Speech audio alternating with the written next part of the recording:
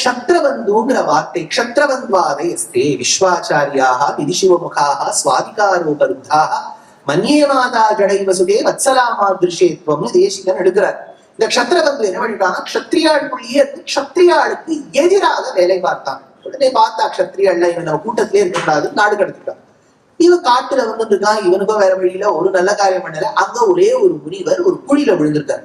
உடனே தங்கிட்ட எனக்கு ரொம்ப பாவமா பரிதாபமா அந்த முனிவர் பார்த்தார். உடனே வேற என்ன பண்ணா, வஸ்திரத்தை போட்டு அந்த முனிவரை வெளியில வர வச்சுட்டான்.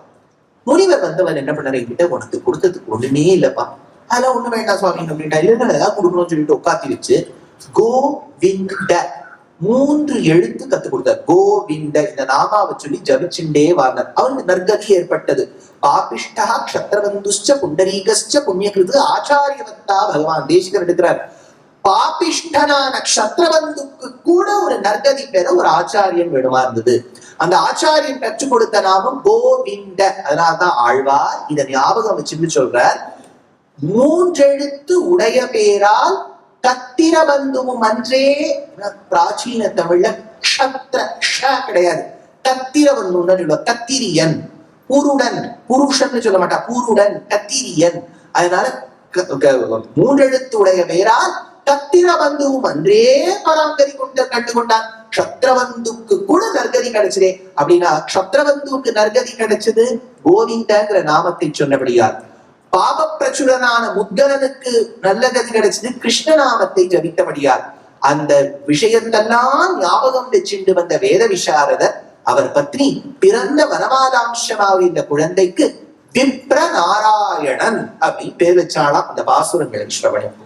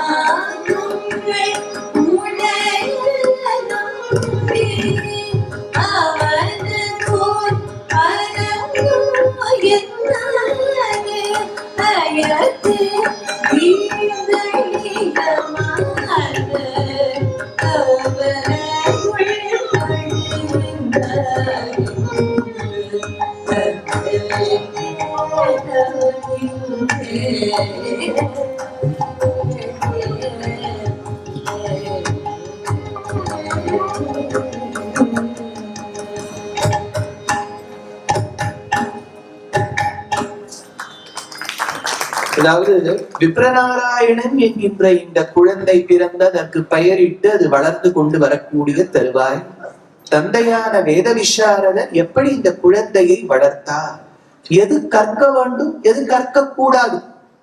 அது பெரியோர்கள் இங்க இருக்கக்கூடிய பெரியவாளுக்கும் தெரியும். நான் சொல்லக்கூடிய இடமே ஒரு பாடசாலா ஸ்தலம். உங்களுக்கு இல்லாம நீங்க குடும்பங்கள்ல நீங்களே உங்க குழந்தைகளே உங்க பேரம்பேத்தி இவாளை வச்சுட்டே நீங்க சுவானுபவம் வைத்துக் கொள்ளலாம். இப்ப இருக்கக்கூடிய அவ்வளவு ஒரு ஒரு ஒரு எக்ஸ்போஷர்ல பெற்றோர்களுக்கு என்ன கவலைன்னா, இது கத்துக்க வேண்டியதை கத்துக்க போறதா, கத்துக்க கூடாததையும் சேர்த்து கத்துக்க போறதா, அது ஒரு பயம் வந்துருது. அண்ட் நோபடி ஹேஸ் கண்ட்ரோல் இல்லையா. இப்ப நம்ம ஆத்துல என்ன சென்சர் போர்டா வச்சுக்க முடியும், இதை பாரு அதை பார்க்காத. இப்ப நீங்க வெளியில போயிருக்கும் போது அந்த குழந்தை மொபைல பார்க்கலாம், நீங்க வெளியில போயிருக்கும் போது நெட்ஃபிளிக்ஸ பார்க்கலாம். அதுக்கிட்டயே போன் இருக்கு. இப்போ ஸ்கூல்ல வந்து இப்ப என்னன்னா, அந்த போன் இல்லைன்னா அதுல நிறைய நோட்ஸ் எல்லாம் அனுப்புறா. இப்ப அந்த குழந்தை கிட்ட போனை கொடுத்தாச்சு.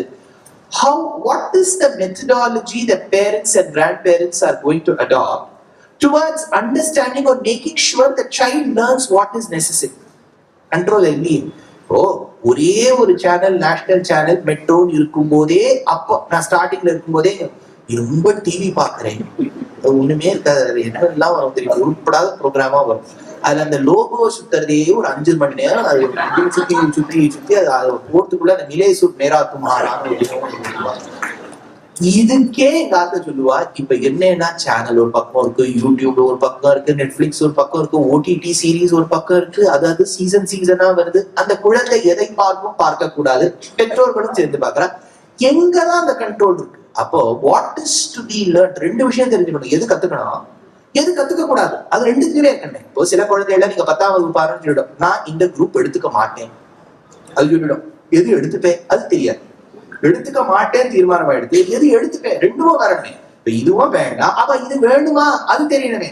அப்போ இந்த திருத்தந்தையார் வேத விசாரதர் அந்த குழந்தையை வளர்த்தாரா சாஸ்திர ரீதியில பார்த்தேன்னா. மறுபடியும் நான் ஒரு விஷயம் சொல்றேன், இதை நான் நேத்தே உபன்யாசத்தை சொன்னேன். இப்ப எதை கட் பண்ணி எதை பேஸ் பண்ணுவானே தெரியாது. சனாதன தர்மத்தில் இந்து மதத்தின் அடிப்படை கொள்கைப்படி நம்ம பௌத்த மதம் ஜீன மதத்துல சொல்லக்கூடிய அவருடைய சித்தாந்த கருத்துக்களை ஒத்துக்கொள்வதில்லை. ஞாபகம் இல்லையே சுவாமி, நாங்க ஜெயின் ஃபுட் சாப்பிடுறோமே, அது சாப்பிட்டு ஜெயின் ஃபுட்டு சாப்பிடுறோங்கிறதுக்காக ஜீன மதத்தின் கொள்கையை ஒத்துக்கணுங்கிறது இல்லைங்கிறது நம்ம பெரியவர்களுடைய கூற்று. இல்ல புத்தர் வந்து புத்தம் சரணம் கச்சாமின்னு நல்ல வழியில தானே போக சொல்லியிருக்காரு, அவாடும் நல்லது தானே பண்றது. பாருங்க, யாரையும் கெட்டவா, இவாளை திரஸ்கரிக்கணும், இவாளை புறக்கணிக்கணும்னா நான் சொல்ல வரல. Not the people, philosophical tenets நம்ம பெரியவாள்லாம் எதிர்த்தார்கள். நான் வந்து போய் 10 நாள் பேசாம பௌத்த மதத்துல சொல்ற விபாசனாவும் பண்ணுவேன், 10 நாள் முடிச்சுட்டு ஆத்துக்கு வந்து சாலகிராம திருவாராதம் பண்ணுவேங்கிறத பெரியவா வந்து அவ்வளவுதான். அதனால இப்ப வந்து இப்ப உடனே தலைலாமாவோட போய் யாரும் திருக்கோவில வச்சு சண்டை போடுவோம்னு சொல்லல. அவர் பெரிய மதிக்கக்கூடியவர், பெரியவர் தான். ஆனால் பௌத்த மதமும் ஜீன மதமும் ஒத்துக்கிறது இல்லை. இதுக்கு ஒரு கதாபாகத்தை சொல்றார். எங்கன்னா முதல்ல பாசுரத்தை சொல்றேன். புலையரமாகி நின்ற புத்தோடு சமனம் எல்லாம் கலையர கச்சமாந்த காண்பரோ கேட்பரோ தான் ஆழ்வார்.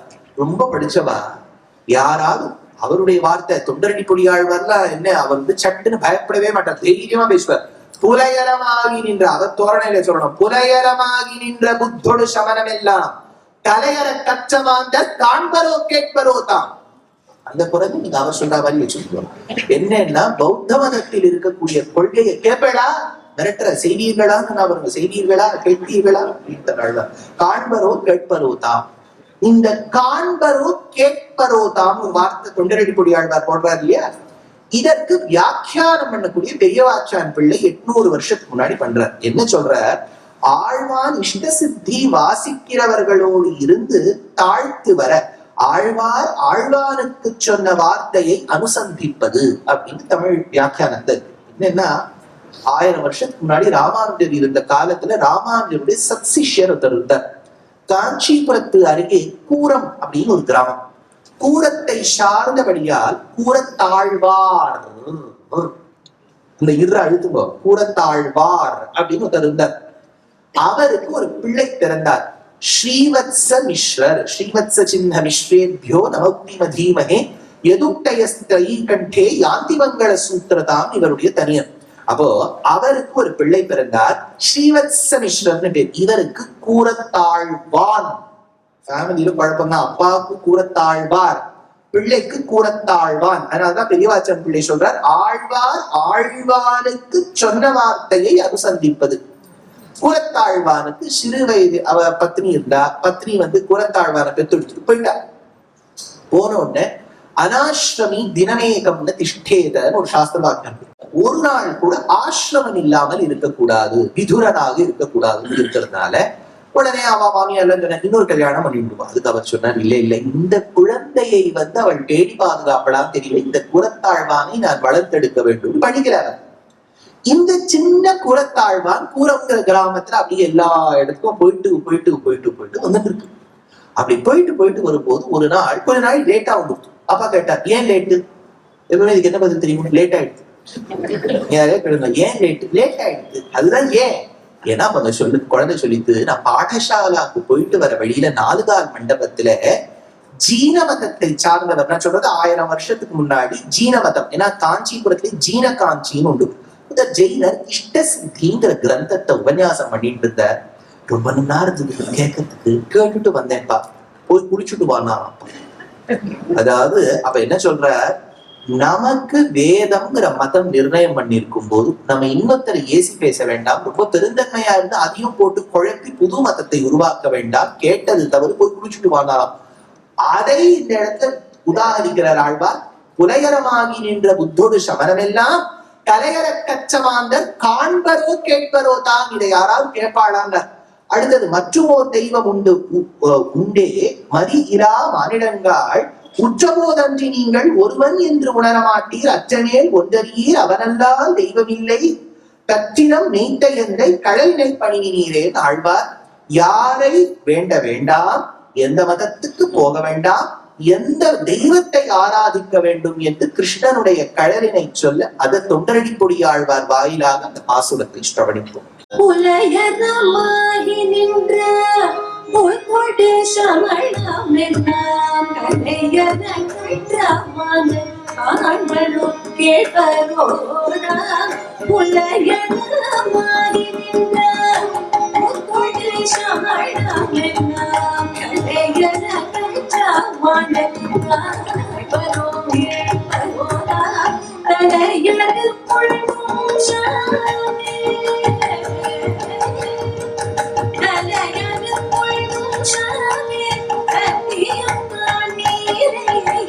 சிலையிலங்கை சென்ற தேவனே தேவன் சிலையிலங்கை சென்ற தேவனே தேவன் சிலையிலங்கை சென்ற தேவனே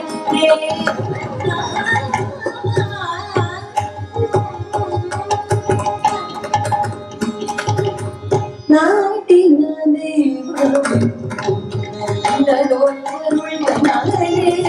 ஆட்டினான் திரவட்டம் உயிர்வரும் வட்டம் கேட்டி நல்ல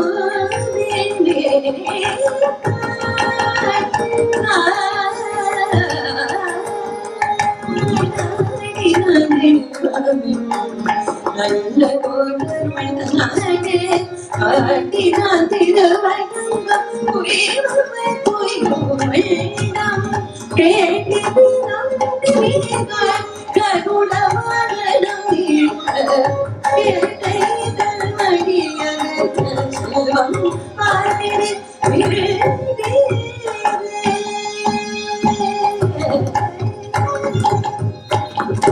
மற்றும் தெய்வம் உண்டே மறியலா மானிடங்கள் மற்றும் தெய்வம் உண்டே மறியலா மானிடங்கள் ஒன்றோரே நீங்கள் ஒருவன் என்பதை மாற்றி உற்றோரே நீங்கள் ஒருவன் என்பதை மாற்றி அற்றமே ஒன்றறியே அவனதா தெய்வமில்லை அற்றமே ஒன்றறியே அவனதா தெய்வமில்லை கற்றினம் மேலே என்னை கடலினை பணியே கற்றினம் மேலே என்னை கடலினை பணியே